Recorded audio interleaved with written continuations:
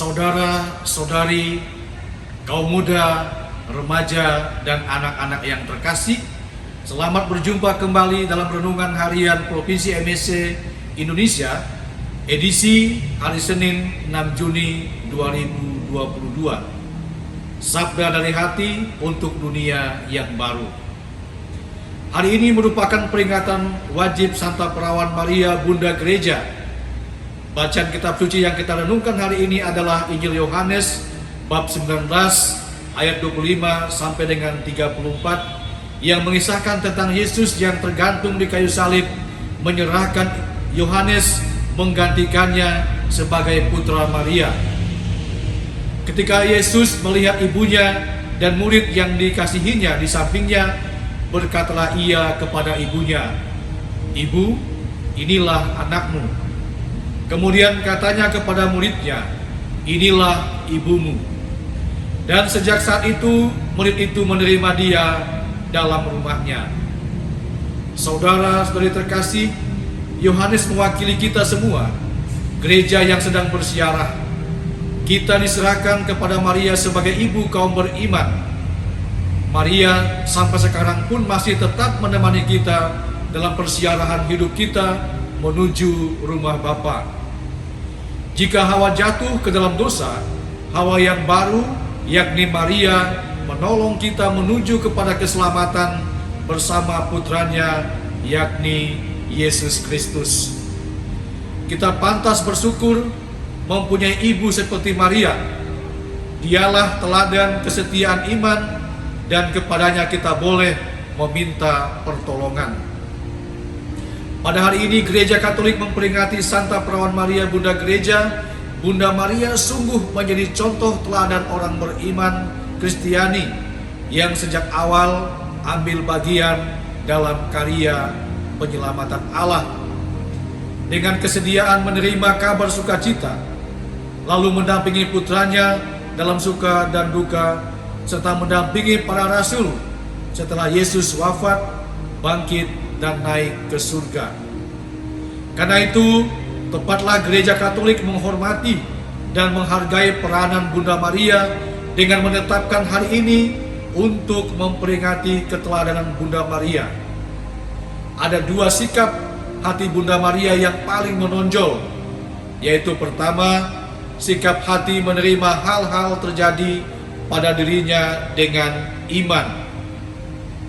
"Sesungguhnya aku ini adalah hamba Tuhan, jadilah padaku menurut perkataanmu itu." Bandingkan Lukas bab 1 ayat 38. Kedua, sikap sabar menanggung segala sesuatu yang terjadi di dalam hidupnya.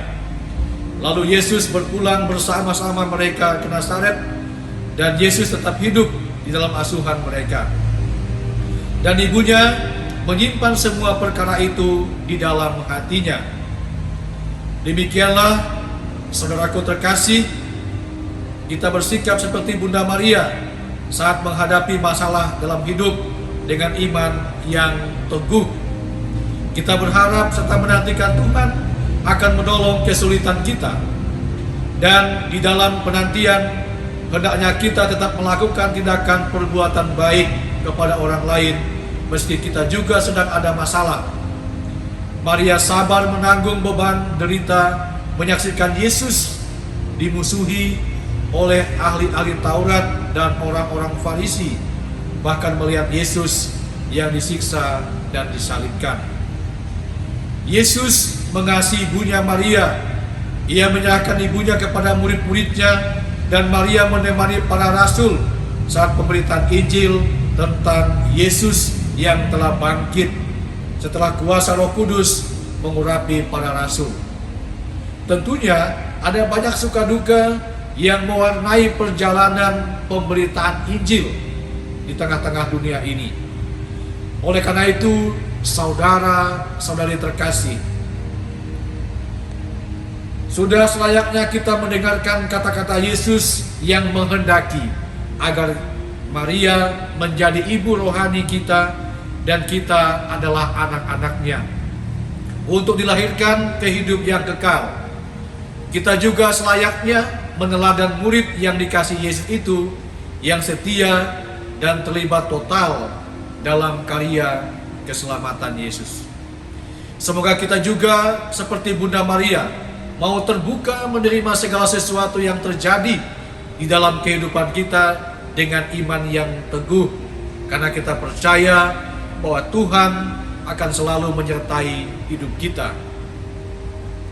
Dan marilah kita seperti Bunda Maria yang selalu sabar dan tabah dalam menanggung segala sesuatu yang terjadi di dalam hidup kita, dengan keyakinan yang mendalam bahwa Tuhan selalu ada menuntun hidup kita dengan kasih dan roh-Nya yang tak terbatas, dan di dalam kasih dan doa Bunda Maria. Karena itu kita tidak perlu takut dan cemas dengan hidup kita. Terlebih pada masa pandemi COVID-19 ini, yakinlah bahwa Tuhan yang kita sembah, yakni Yesus Kristus, akan selalu melindungi kita. Dan Santa Perawan Maria, Bunda Gereja yang kita peringati hari ini, akan selalu mendoakan kita, mendoakan juga kita ketika sedang menghadapi tantangan dan pergumulan di dalam kehidupan kita. Semoga Tuhan memberkati saudara-saudari sekalian dengan berkat-Nya, Bapa dan Putra dan Roh Kudus.